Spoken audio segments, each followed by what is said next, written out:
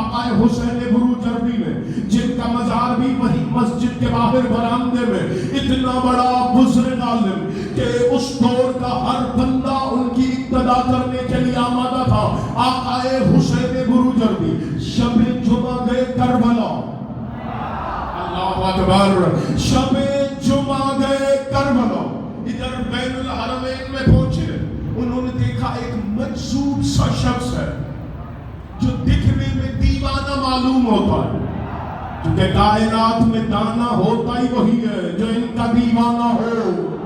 اللہ اکبر. جو لطف لے سکتا ہے یار. دکھنے میں مجذوب سا ملنگ سا شخص بیٹھا ہے بین الحرمین. کبھی مولا ابا عبداللہ الحسین کے روزے کو دیکھتا ہے، کبھی مولا ابو الفضل العباس کے روزے کو دیکھتا ہے. دونوں بھائیوں کے گنبد کے اوپر جو ہاتھ ہیں، ان دونوں پنجوں کو دیکھ کے پھر دیکھتا ہے آسمان کی جانب، دیکھ کے کہہ رہا ہے صدق اللہ، اللہ سچ کہہ رہا ہے. اللہ اکبر. صدقتنا، تم دونوں بھائی بھی سچ کہہ رہے.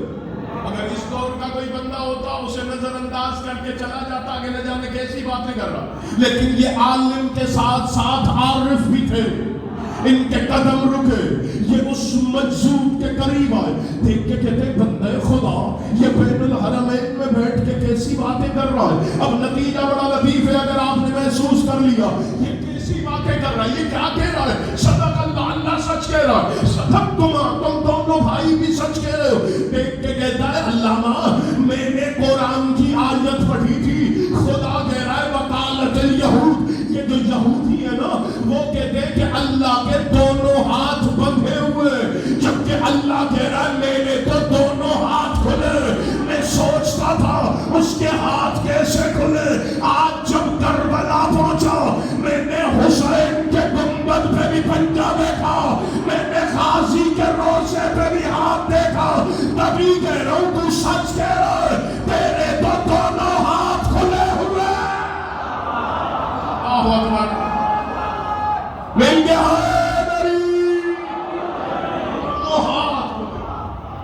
اللہ اکبر. اس کے کھلے ہوئے ہاتھ دیکھ لے تو کربلا.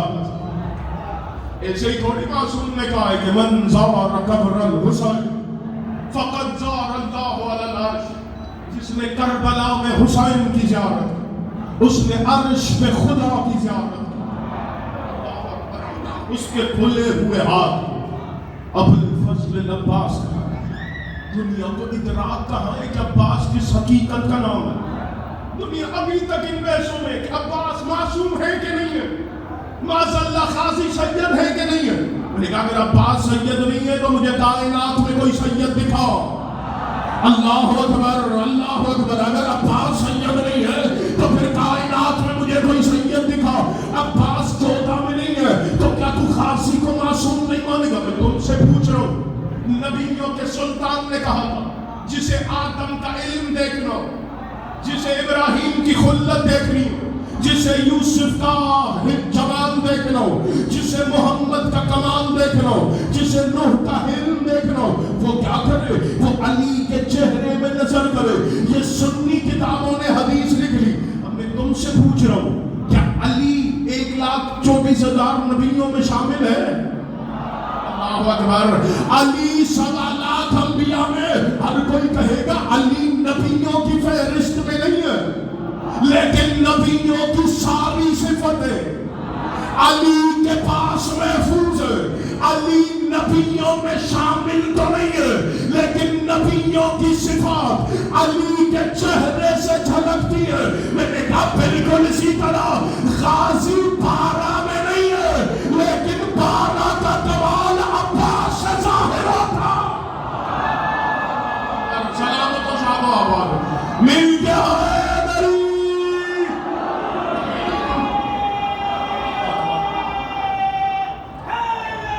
ادھر نعرہ لگائیں تو باجماعت جو باہر تک ماتمی بیٹھے مل کے حیدری.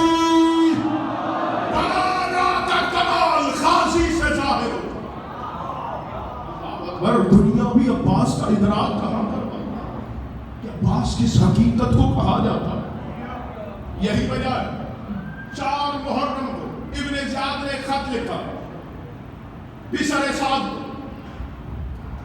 میں ممبر سے اعلان کہہ رہا ہوں، اس سے بڑا میڈیا تو ہمارے پاس ہے کوئی نہیں کہ جہاں سے ہم پیغام پہنچا.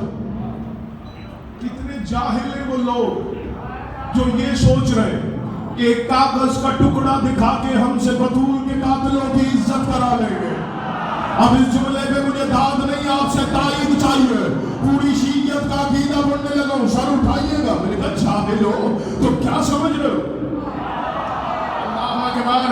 اور پھر میں کو یہ جب سے معاملہ چلا ہے نا پاکستان کے ممبر پہ، وہ کیا کراچی، وہ کیا پورے سندھ میں، پنجاب میں، ہر جگہ کہتا چلا رہا، مجھے لوگوں کے مقدر پہ ترس آتا ہے. ارے بھائی ایسوں کو ماننا کیوں ہے جن کو منوانے کے لیے تمہیں منتیں کرنا پڑ رہی ہیں؟ اللہ اکبر. ایسوں کو ماننا کیوں ہے جن کو منوانے کے لیے تمہیں اسمبلیوں سے بل پاس کر کے ایک ایک کی منتیں کرنا پڑ رہی ہیں؟ ہمارے پیروں کو مان لو، ہمارے پیروں کو مان لو. میں ممبر سے کہہ رہا ہوں یہ شیعت کا عقیدہ ہے. مجھے نہیں پتا ہو شیعہ اور اس جملے پہ تائید کا حق ادا نہ کرے تو مجھے دکھ ہوگا. میں نے کہا میں ممبر سے کہہ رہا ہوں یہ شیعت کا عقیدہ ہے. جو رات قبر میں ہے وہ باہر ہے ہی نہیں. مجلس کرواتے اس لیے تاکہ بچوں تک اپنا عقیدہ پہنچائے. جو تو کہہ رہا ہے نا جو صحابہ کو برا کہے وہ اسلام سے خارج ہے، اسے سزائے موت دی جائے. میں نے کہا ہم 100% تمہارے ساتھ کھڑے. جو صحابہ کو برا کہے اس پہ 100 دفعہ لعنت ہے، لیکن جملہ پورا سننا. جو صحابہ کو برا کہے اس پہ 100 دفعہ لعنت ہے، اور جو بطول کے قاتل کو صحابی کہے اس پہ 1000 دفعہ لعنت. سلامت و شاد و آباد رہے جو ہاتھ اٹھے حمایت بطول میں شمار. مل کے حیدری،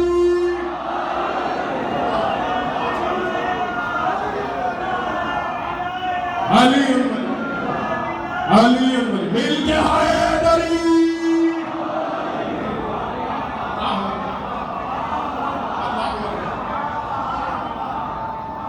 اگر تیری اسی بات کو تیرے گلے کا پھندا نہ بنائی تو ممبر پہ بیٹھنے کا حق ہی نہیں ہمیں. تو کیا کہہ رہا ہے؟ جو نبی کے صحابیوں کو برا کرے وہ اسلام سے خارج ہے. میں نے کہا 200% بالکل تو صحیح کہہ رہا. لیکن تو علی کو کچھ بھی نہ مان، صحابی کو مانے گا؟ اگر میں کچھ کہہ رہا ہوں یار اللہ اگر چلے ان کی روح کو سلام ہو جائے گا.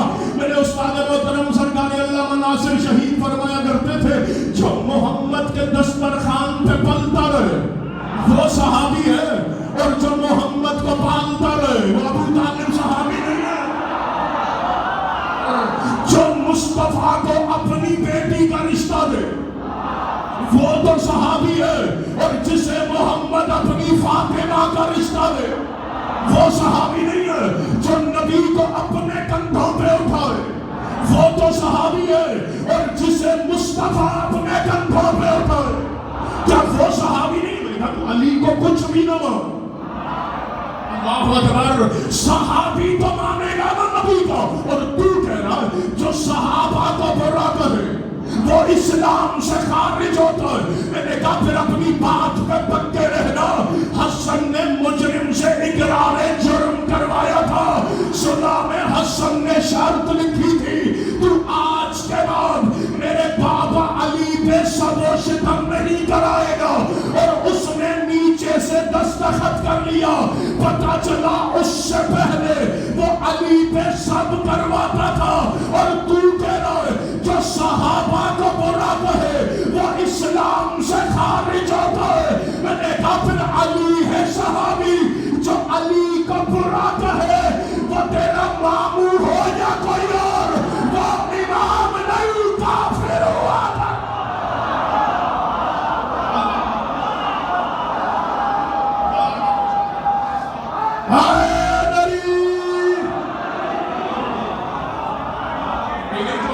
میرے بھائی اگر ان حالات میں بھی گھبرا کے جینا ہے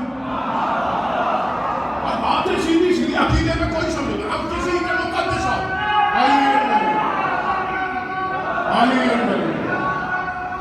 علی مل کے حیدری. آپ ممبر سے کہہ رہے ہم کسی کے مقدسات کو برا نہیں کہتے.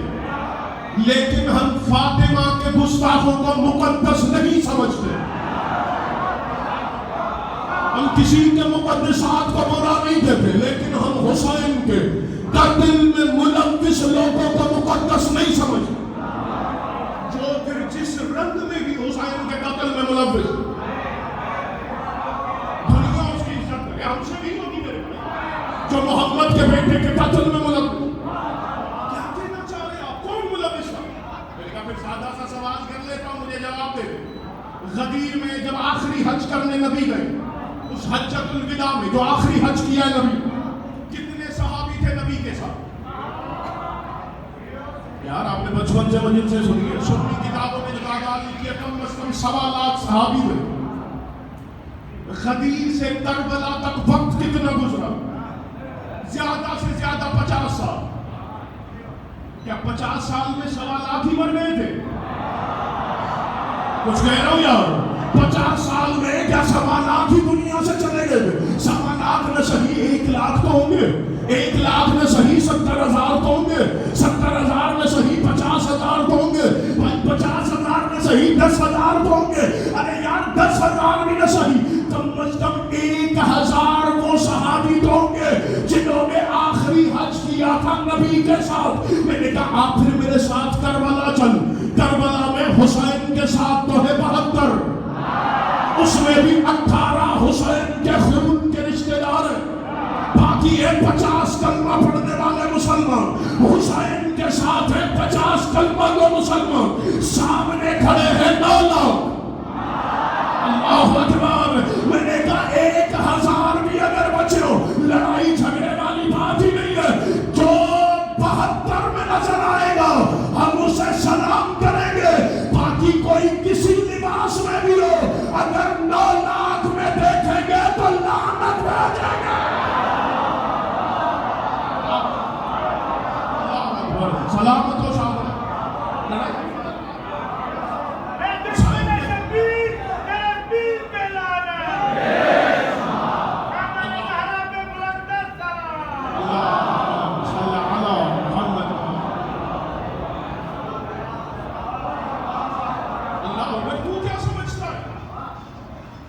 مفتی حنیف قریشی میں FIR کرائے گا تو ہم علی کے مقابلے میں لڑنے والے عاصم بن وائل پہ لعنت کرنا چھوڑ دیں گے؟ کچھ کہہ رہا ہوں. جو جوان سوشل میڈیا چلاتے ہیں وہ سر اٹھائے، بزرگوں سے دعائیں وصول کرنی میں نے. اللہ اکبر. جو کوئی بھی ہو جو علی سے لڑنے آئے، ہم اسے کل بھی نبی کا دشمن سمجھتے ہیں، ہم اسے آج بھی محمد کا دشمن سمجھتے ہیں. محمد کے دشمنوں کی عزت ہم سے نہیں ہوگی.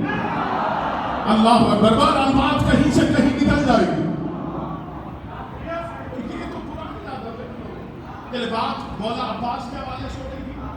آج بھی مسلمان نیا دکان لے، نیا گھر بنائے، بالکل آسان کرنے لگا. بات آپ روزمرہ دیکھ رہے ہیں، شیعہ ہو، سنی ہو، کوئی بھی ہو، اہل حدیث ہو، بریلوی ہو، دیوبندی ہو، نیا دکان لے گا، نیا گھر بنائے گا، وہاں ایک فریم لگاتا ہے، اس کے اوپر لکھا ہوتا ہے درود تاج. لکھا ہوگا اپنے بازاروں میں، دکانوں پہ درود لکھا ہوتا ہے، درود تاج. اس میں نبی پہ سلام ہے.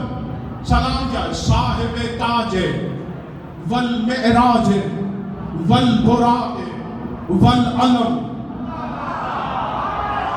وہ نبی جو تاج والا ہے، وہ نبی جو معراج والا ہے، وہ نبی جو برات والا ہے، وہ نبی جو علم والا ہے. میں نے کہا مسلمان مجھے تو سمجھ نہیں آ رہا، پہلے 3 کا مان لیتا ہے، چوتھے کی مخالفت کیوں کر؟ اللہ اکبر. مرضی آپ کی اپنی ہے. میں نے کچھ کہا ہے جنہوں نے محسوس کیا، اور پھر برابر والے سے پوچھئے گا کہ میں نے کہا تاج والا نبی مان لیتا، برات والا نبی مان لیتا، علم والا نبی کیوں نہیں مانتا؟ اللہ اکبر. اللہ اکبر. علم والا نبی کیوں نہیں مانتا؟ یہ علم صرف غازی کے ساتھ مخصوص تھوڑی ہے، یہ علم ہے مصطفیٰ کا. کروڑانہ میں جملہ دیا کروں، شاید اکثریت نے سوشل میڈیا پہ لاکھوں ماتمیوں سے اس جملے پہ دعائیں وصول کر چکا ہوں. اب آ گئی یہ بات تو جملہ کہہ کے آگے بڑھتا ہوں. یہ مہینہ کون سا چل رہا ہے؟ سفر کا مہینہ. اگلا مہینہ کون سا؟ ربیع الاول کا. ربیع الاول میں آپ لوگوں کے گھروں علم دیکھیں گے, لوگوں کی مسجدوں پہ بھی علم دیکھیں گے, لوگوں کی دکانوں پہ بھی علم دیکھیں گے. وہ سبز رنگ کے علم سجاتے, وہ سبز رنگ کے پرچم, سبز رنگ کے علم لوگ گھروں پہ بھی لگائیں گے, مسجدوں پہ بھی لگائیں گے, محلوں میں بھی لگائیں گے. میں تو جہاں اس علم کو دیکھتا ہوں جھک کے سلام کرتا ہوں. گھر تمہارا صحیح, علم تو ہمارا ہے. اللہ اکبر. گھر تمہارا صحیح, علم تو ہمارا. وہ سبز رنگ اس پہ کیا ہوتا ہے؟ اللہ اکبر. میں ایسی بات کر ہی نہیں رہا, سوال گھنٹہ میں گھنٹہ گفتگو کر کے چلا جاؤں اور آپ کہیں کہ سب سے ہی گزر گئی. وہ بالکل عام فہم جو آپ روز مرہ دیکھ رہے ہو, اس پہ کیا ہوتا ہے؟ اس پہ ہوتا ہے نبی کی نالین مبارک کا نقش, نبی کی نالین مبارک کا نقش ہوتا ہے. پر اس پرچم پہ جو مسلمان ربیع الاول میں سجاتے ہیں. میں نے کہا بھائی صرف ربیع الاول میں کیوں یار؟ یہ سبز رنگ والا پرچم, سیاہ پرچم نہ سجا, کوئی لڑائی تھوڑی ہے. یہ جو سبز رنگ والا جھنڈا تو ربیع الاول میں لگائے گا, یہ صرف ربیع الاول میں کیوں؟ یہ پورا سال اپنے گھر پہ سجاؤ, اس سے فائدہ ہوگا تجھے. فائدہ کیا ہوگا؟ اس پہ ہے نبی کی نالین کا نقش. جب نبی کی نالین والا پرچم تیرے گھر پہ سجے گا, پورا سال تیرے گھر پہ نبی کی نالین کا سایہ رہے گا. میں نے کہا مقدر کی بات ہے, کسی کے گھر کے اوپر نالین کا سایہ ہے, کسی کے گھر کے اوپر ہاتھ کا سایہ. اللہ اکبر. مل گیا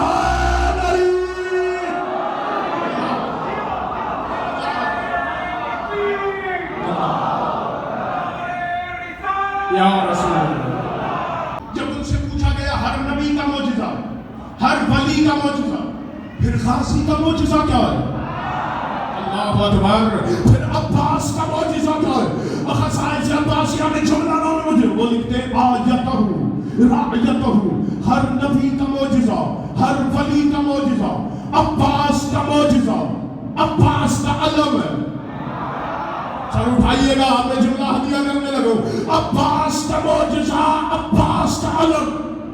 اب کوئی کسی نبی کا معجزہ دیکھنا چاہے, کسی ولی کا معجزہ دیکھنا چاہے, آسان کر دوں. مثلا علی کا کعبہ میں آنا, کعبہ کی دیوار میں دراڑ ہونا, در بننا, یہ علی کا معجزہ.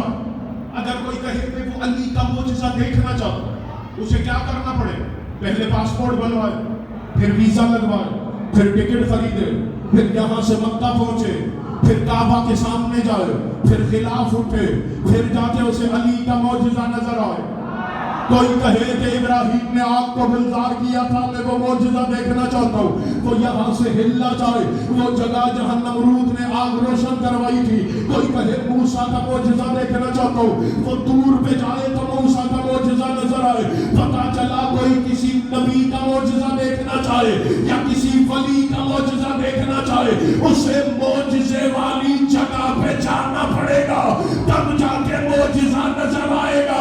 خصائص عباسیہ والا لکھتا ہے غازی کا معجزہ ہے, غازی کا علم, جو دیکھنے کے لیے کہیں جانے کی ضرورت نہیں ہے. سندھ کے کسی بھی محلے میں کسی آدمی سے پوچھ لے مجھے عباس کا معجزہ دیکھنا ہے, وہ اسی گلی میں بتائے گا. وہ بھی غازی کا معجزہ, وہ بھی عباس کا معجزہ, ہر جگہ ہی غازی کے معجزے ہیں. مل گیا ہے نری, ہر جگہ عباس کے معجزہ. کس شجاعت کے مالک کو عباس کے سر اٹھائیے. میں نے کہا کہ سر ساتھ کو خط لکھا ہے, محسوس کر سکتا ہے بات ہے تک آ گئی ہے. یہ بھی حقیقت ہے کہ علی کے دشمن ابن زیاد ہی ہوتے ہیں. جنہوں نے لطف لیا ہے انہوں نے لیا ہے, جنہوں نے نہیں لیا ان سے معذرت یار. علی کے دشمن ابن زیاد خط لکھا, مجھے بتا کربلا میں حسین کے خیموں کی تعداد کتنی ہے؟ 4 محرم کو خط پہنچا, نثار سعد نے خط الٹا, پیچھے لکھا میرے سپاہی جنگ کے لیے تیار وسلام. خط واپس بھیج دی. ابن زیاد نے خط کا جواب پڑھا تو میں پوچھ رہا ہوں حسین کے خیمے کتنے, یہ بتا. یہ لکھ رہا ہے میرے صحابی جنگ کے لیے تیار ہے. 6 محرم کو اس نے پھر خط لکھا. میں پوچھ رہا ہوں حسین کے خیمے گن کے بتاؤ کہ حسین کے خیموں کی تعداد کتنی ہے. اس نے پھر خط پلٹا, دیکھتے کہ میرے صحابیوں نے پانی بھی پیا ہوا ہے, میرے سپاہیوں نے کھانا بھی کھایا ہوا ہے, ہم نے تلواریں بھی تیز کی ہوئی ہیں, ہم جنگ کے لیے آمادہ ہیں, وسلام. پھر خط واپس بولو. 8 محرم کو تیسرا خط لکھا ابن زیاد نے, دیکھتے کہتا ہے پچھلے سال تجھے عہدے سے معزول کر لوں گا. میں نے تیسرا خط لکھا ہے کہ مجھے حسین کے خیموں کی تعداد بتا. کبھی تو کہتا ہے ہم جنگ کے لیے آمادہ ہیں, کبھی تو کہتا ہے ہم نے پانی پیا ہوا ہے, کبھی تو کہتا ہے ہم نے دریا پہ قبضہ کیا ہوا ہے, کبھی تو کہتا ہے ہم نے تلواریں تیز کی ہوئی ہیں. میں کہہ رہا ہوں مجھے حسین کے خیموں کی تعداد بتا کہ حسین کے خیمے کتنے. اب پچھلے سال میں خط پلٹا, پیچھے سے لکھا تو جو 3 دفعہ پوچھ چکا ہے کہ مجھے حسین کے خیمے گن کے بتا. کس ماں نے بچے کو دودھ پلایا ہے کہ وہ غازی کے ہوتے ہوئے حسین کے خیمے گنے گا. سلامت و شاد و آباد رہے, اور جو ہاتھ عباس کو سلام کر رہے ہیں کسی کے محتاج ہو, مل کے ہائے نہیں. عباس کے ہوتے ہوئے کس میں جرت ہے کہ وہ حسین کے خیمے. اللہ اکبر, کس شجاع کو عباس. دنیا ابھی عباس کو سمجھی کہاں ہے. سر اٹھائیے گا. اللہ اکبر. یہی وجہ صفین آپ نے سن رکھی ہے, مجھے صفین پڑھنا مقصود نہیں ہے. کیا بات کیا ہو رہی ہے کہ خدا کے ہاتھ کھلے. اللہ اکبر. اور خدا کے کھلے ہوئے ہاتھوں کے مظہر کو عباس کے. یہی وجہ, ایک دن صفین کی جنگ چل رہی ہے, کم از کم 2 مہینے جنگ چلی. میں نے کہا مجھے صفین پڑھنا مقصود نہیں ہے. مالک اشتراک یا علی اکثر فوج زخمی ہو کیونکہ وہاں لشکر زیادہ تھا. کسی سپاہی کا ہاتھ ٹوٹ گیا, کسی کا پاؤں ٹوٹ گیا, کسی کو ہاتھ پہ زخم آیا. یعنی سپاہی اکثریت زخمی ہے, لڑنے کے لیے تیار نہیں ہے. یعنی کل جنگ کو روک نہ دے. علی دیکھ کے کہتے نہیں کل جنگ ہوگی. وہ سپاہی پریشان ہوئے, ہم زخمی ہیں, جنگ کیسے لڑیں گے. علی دیکھ کے کہتے لیکن ان سارے سپاہیوں سے کہو کل آرام کریں, کیونکہ کل میدان میں میرا بیٹا جائے گا. اللہ اکبر. کل میدان میں میرا بیٹا جائے گا.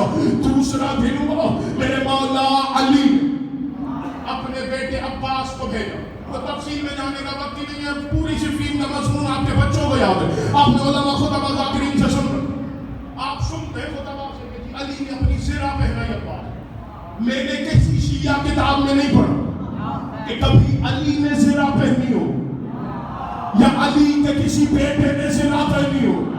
چونکہ زرہ پہنی جاتی ہے سامنے والے کے حملے سے بچنے کے لیے. اللہ اکبر, اللہ اکبر. نہ کبھی علی نے زرہ پہنی, نہ علی کے بیٹے. علی نے اپنا کرتا غازی کو پہنا. شیعہ کتاب میں یہ روایت ہے. ایک سنی کتاب نے لکھا ہے اور اس میں بھی اس نے غازی کے فضائل لکھے. وہ کہتا ہے کہ مالک اشتر نے دیکھا عباس اکیلے جا رہے ہو. کہاں چچا ماں؟ وہاں لاکھوں کا لشکر ہے, عباس میں تمہیں زرہ پہنا دوں. اہل سنت کتاب لکھتا ہے جناب مالک اشتر گئے اور ایک خیمے سے ایک زرہ لے اور آ کے عباس کو پہنا. دیکھ کے غازی یہ جو زرہ ہے نا, چونکہ آپ جوان ہیں, کم سن ہیں, یہ زرہ آپ کے بدن سے تھوڑی سی بڑی. اللہ اکبر. اگر کوئی میرا سنی بھائی بیٹھا ہے تو اس کے حصے کا جملہ کہنے لگو, چونکہ حوالہ سنی کتاب کا ہے. اللہ اکبر. یہ آپ کے بدن سے ایک بالشت بڑی ہے. عباس نے کہا اچھا چچا مالک یہ ایک بالشت بڑی ہے. یا عباس نے ید اللہ ہاتھ کا اختیار دکھاتے ہوئے غازی نے اپنے دونوں ہاتھوں سے اس زرہ کے ایک کونے کو پکڑا اور جیسے آپ کاغذ پھاڑتے نا ویسے غازی نے اس لوہے کی زرہ کو پھاڑا. مالک اشتر دیکھ کے کہتا ہے عباس علی کے بیٹے یہ تو داؤد نبی کا معجزہ ہے کہ وہ لوہے کو موم کر دیتا تھا. عباس تم نے لوہے کی زرہ کو ہاتھوں سے کیسے پھاڑ دیا. عباس کہتے ہیں چچا مالک آپ نے انصاف نہیں کیا. داؤد میرے بابا کا نام لے کے کرتا تھا, میں تو خود علی بن کے جا رہا.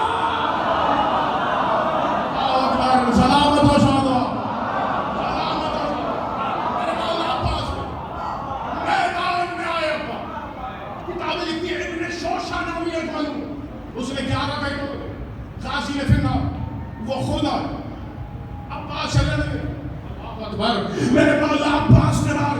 لوگوں نے کہا شاید وار خطا ہو. انہوں نے پتہ ہی نہیں تھا جب ید اللہ ہی ہاتھ چلے تو مخلوق میں جرت کہاں ہے کہ اللہ کے ہاتھ کا وار خطا کر کے دکھائے.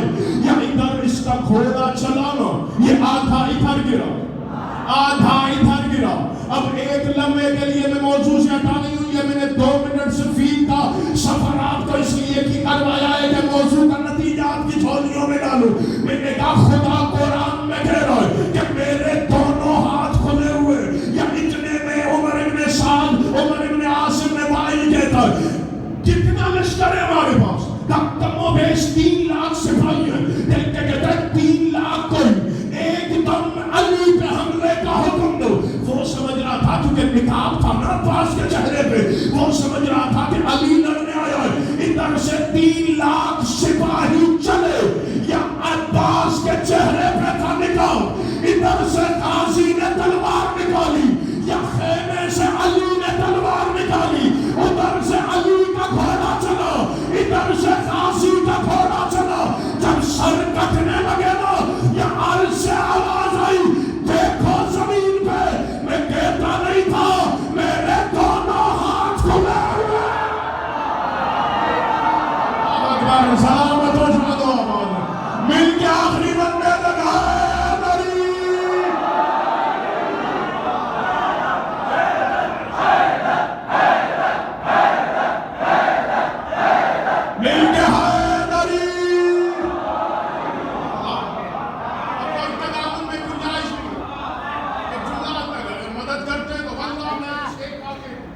تفصیل سے پڑھوں تو آدھا گھنٹہ چاہیے.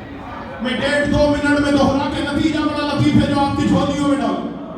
یہی وجہ مدینے کا شہر ہے. ایک تاجر آیا مدینے بے اولاد اسے اولاد نہیں. مدینے میں آیا ایک بڑے خوبصورت بچے کو دیکھ. پوچھا یہ بچہ کس کا ہے. کسی نے بتایا کہ فلاں یہودیہ عورت کا بیٹا. اس کی ماں کو بلایا دیکھ کے کہا میں بڑا تاجر ہوں میرے پاس مال کی کمی نہیں ہے. جتنا مال کہے گی میں آپ کو دے دوں لیکن یہ بچہ مجھے دے. میں اسے غلام نہیں بناؤں گا اپنا بیٹا بناؤں اور میرے مال کا یہ وارث قرار پائے. وہ دیکھ کے کہتی ہے کوئی مال کے بدلے بھی بچے بیچتا ہے. اس تاجر نے رونا شروع کیا. اس یہودی عورت نے کہا اچھا آپ روئے نا ایک شرط پہ بچہ دوں. کون سی شرط؟ کہ سال میں 1 دفعہ بچہ مجھ سے ملانے لاؤ. ایک کہتا یہ تو بڑی آسان شرط ہے. وعدہ ہو کیا میں سال میں 1 دفعہ بچے کو ملانے کے لیے لے آؤں. اللہ کو پر مال و اسباب لیا اس بچے کو لیا مدینے سے چلا سمندری رستے. میں نے پہلے کہا ہے واقعہ تفصیل سے پڑھوں تو آدھا گھنٹہ چاہیے. میں 1 منٹ میں دہرانے کی کوشش کر رہا ہوں. میں جلدی سے کوشش کر رہا ہوں. آپ جلدی سے وصول کرنے کی کوشش کیجیے گا. سمندری راستے سے یہ بچے کو لے کے چلا. جیسے کشتی میں پورا قافلہ سوار ہوا راستے میں ایک عجیب طوفان آیا کہ عجیب قریب تھا کہ کشتی ڈوب جائے. تلاطم آیا نا سمندر میں یا کشتی پھگڑ میں پھنسنے لگی. اور کسی نے کہا کسی کے پاس جو غلام ہے نا وہ صدقے کی طور پہ پانی میں پھینک دے تاکہ کشتی بچ جائے. سب نے اپنا اپنا غلام پھینکا. اسے کہا تو اس بچے کو پھینک. اس نے کہا یہ میرا غلام نہیں میرا بیٹا. انہوں نے کہا ہم نے دیکھا ہے تو مدینے سے خرید کر کے لایا. انہوں نے زبردستی اس بچے کو دریا میں پھینکا. آواز توحید آئی ایک مچھلی کو مچھلی سن یہ میری امانت ہے اسے اپنے شکم میں سنبھال. خبردار یہ زخمی بھی نہ ہو اس کی ہڈیاں بھی نہ ٹوٹے. اسے خیر و عافیت سے صحیح و سالم ہند کے فلاں جزیرے میں نکل دے. مچھلی نے اس بچے کو شکم میں لیا. سفر کرتی کرتی کرتی وہ ہند کے اس جزیرے کے کنارے پہ مچھلی نے اس بچے کو نکل دیا. اب چونکہ اتنا وقت مچھلی کے پیٹ میں تھا جیسے نکلا تو یہ بچہ بے ہوش تھا. جب ہوش آیا اور چلنا شروع کیا اسی جزیرے کا بادشاہ مر گیا تھا. اس نے وصیت کی تھی میرے بعد بادشاہ وہ ہوگا کہ یہ جو میرا سفید باز ہے نا جو سفید پرندہ ہے یہ اڑتا ہوا جس کے سر پہ بیٹھ جائے وہ میرے بعد تمہارا بادشاہ بنے گا. 3 دن تک وہ باز اڑتا رہا کسی کے سر پہ نہیں بیٹھتا. یا ادھر یہ بچہ ہوش میں آیا یہ چلتا ہوا اس جزیرے میں آیا. بادشاہ کا باز اڑتا ہوا آ کے اس بچے کے سر پہ بیٹھا. پوری رعایا نے کہا یہ تاج بھی پہنے تخت پہ بھی بیٹھے آپ آج سے ہمارے بادشاہ. وہ بچہ تخت پہ بیٹھ گیا. اس سے زیادہ جلدی میں کر نہیں سکتا یار. وہ بچہ تخت پہ بیٹھ. وہ تاجر 1 سال کے بعد علی ادھر سے واپس آیا مدینہ. اس عورت کو پتا چلا کہ اکیلا آیا ہے. اس عورت نے کہا تم نے شرط رکھی تھی کہ بچے کو اپنے ساتھ لے آؤ گے, میرا بچہ کہاں ہے؟ اس تاجر نے بتایا اس طرح سے ہوا, وہ بچہ ڈوب گیا. وہ کہتی ہے تمہارے دین کا اصول ہے کہ نفس کے بدلے نفس ہوتا ہے, لہذا مجھے بچے کے قصاص میں تمہاری جان چاہیے. وہ یہودی جواب میں اسے رسیوں سے باندھ دیا کہ اس بچے کے بدلے ہم تیری جان لیں گے. اس تاجر نے رونا شروع کیا, یا رونے کی آواز سن کے گلی میں وہ چل رہے تھے جو چلے تو خدا کا دین چلنے لگتا ہے. اللہ اکبر. محمد کے بیٹے علی کے لخت جگر حسن اور حسین چلتے ہوئے اس تاجر کے پاس آئے. کیوں رو رہا ہے؟ کمالا یہ مجھے مارنا چاہتا. علی کے بیٹے دیکھ کے کہتے ہیں سفید ریش ہو کے موت کی وجہ سے رو رہا. دیکھ کے کہتا نہیں والا موت کی وجہ سے نہیں رو رہا, میری ایک بڑھیا ماں ہے, میرے جتنے خزانے اس کا اسے پتا بھی نہیں ہے اور اس کی کوئی خدمت کرنے والا بھی نہیں ہے. مجھے اگر اتنی سی مہلت مل جائے میں ماں کو خزانے کا پتا بھی بتاؤں اور ماں کی خدمت کے لیے کسی کو مقرر بھی کر کے. حسن اور حسین دیکھ کے کہتے یہودیو اسے چھوڑ دو, اب محمد کے بیٹے ضمانت لیتے ہیں, یہ واپس آئے گا, اگر نہیں آیا قصاص ہم ادا کریں. انہوں نے حسن اور حسین کے کہنے پہ اسے چھوڑا. وہ جس دن واپس آنا تھا, اب چونکہ یہودی نبی کے بھی دشمن تھے, یہودی نبی کے بچوں کے بھی دشمن تھے, یہ اس راستے پہ جا کے کھڑے ہو گئے جہاں سے تاجر واپس آ رہا تھا. انہوں نے تاجر کو پکڑا, اس کے ہاتھ پاؤں باندھ کے اسے کنویں میں پھینک دیا. اب مدینے میں آئے, ادھر شام ہو گئی, دیکھ کے کہتے محمد کے بیٹوں تم نے ضمانت لی تھی, اب وہ تاجر آیا نہیں, اب قصاص میں تم دونوں میں سے کون چلے گا؟ دونوں مسکرا کے کہتے ایک کیوں, دونوں چلنے کو تیار. اللہ اکبر. ایک کیوں, دونوں چلتے تمہارے ساتھ. یہودی حسن اور حسین کو لے کے چلے. ایک بندہ دوڑتا ہوا علی کی خدمت میں آیا, سانسیں پھولی ہوئی, یا علی قسم ہو گیا, یا علی قسم ہو گیا. علی دیکھ کے کہتے کیا ہوا ہے, کیوں پریشان ہو؟ دیکھ کے کہتے یا علی وہ یہودی آپ کے حسن اور حسین کو لے گئے قتل کرنے کے لیے. علی مسکرا کے کہتے وہ علی کے بیٹے ہیں. اللہ اکبر. وہ محمد کے فرزند ہے. دیکھ کے کہتے یا علی اب کیا ہوگا؟ علی دیکھ کے کہتے ہونا کیا ہے, جا کے مدینے میں اعلان کرو جسے خدا کی قدرت دیکھ رہی ہے وہ مدینے کے باہر جمع ہو جائے. کتاب والا لکھتا ہے ادھر یہ اعلان ہوا جسے خدا کے ہاتھ کی قدرت دیکھ رہی ہے وہ مدینے کے باہر آ جائے. کیا جوان, کیا بوڑھے, کیا بزرگ, کیا بچے, کیا مرد, کیا خواتین, پورا مدینہ ہی خالی ہو گیا. پورا مدینہ مدینے کے باہر جمع ہوا. ادھر میرے مولا علی آئے, دیکھ کے کہتے یہودی ہو یہ کیا ہوا ہے, یہ کس بات پہ لوگوں کو جمع کیا ہوا ہے. انہوں نے پورا قصہ بتایا. مولا نہ بچہ مل رہا ہے نہ تاجر مل رہا ہے, اس لیے قصاص کی طور پہ حسن اور حسین بلائے. وہ جو آخری ماتمی بیٹھا ہے نا اس تک میں زیارت کرنے لگا ہوں خاندانی شیعہ کے چہرے کی, جو سمجھ کے اتنی آسان گرمی میں نے بات. اب بھی اگر خدا کے ہاتھ کی قدرت سن کے کوئی خاموش چلا گیا ہے مجھے دکھ ہوگا. علی نے سنا, یا کتاب والا لکھتا ہے علی نے بلا تشبیہ اپنے دونوں ید اللہ ہاتھوں کو پھیلایا. کچھ دیر کے بعد ایک ہاتھ سے وہ ہند کے جزیرے میں تخت پہ بیٹھے ہوئے بچے کو اٹھایا, دوسرے ہاتھ سے کنویں سے تاجر کو اٹھایا. اب بچہ بھی مدینے میں, تاجر بھی مدینے میں. علی نے کہتے او یہودی عورت یہ اپنا بچہ سنبھال, تو نے غلام بنا کے دیا تھا, ہم بادشاہ بنا کے واپس کرنا.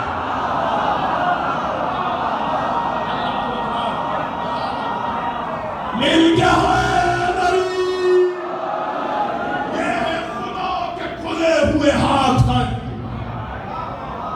اللہ اکبر. یہی وجہ ہے سمیٹ کی گفتگو آخری فکرہ فضائی کا کافی پڑ گیا. یہی وجہ جب